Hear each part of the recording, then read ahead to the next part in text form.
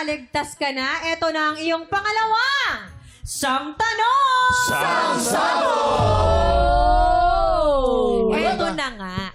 Sa tuwing kakain, bakit ba malaking plato ang mas gustong gamitin ni Catherine Bernardo?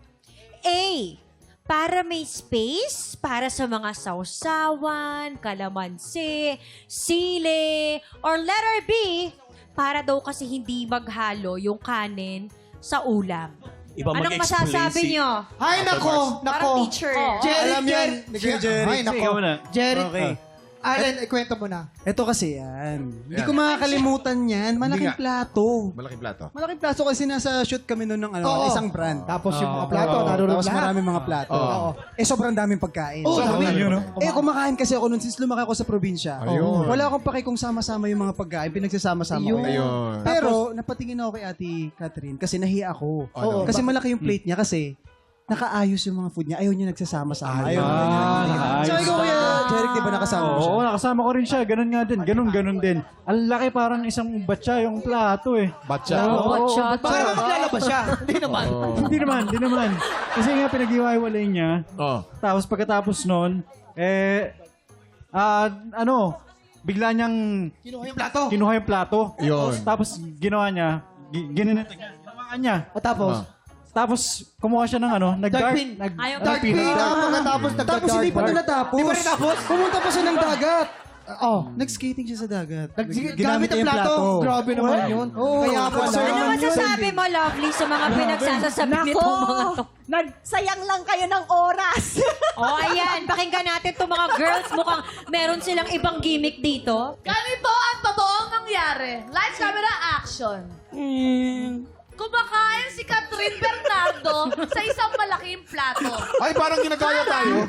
Kumakain si Catherine Bernardo sa isang malaking plato para may bukod na space yung mga sausawan, yung mga sile, yung patis. Katulad nito, suka.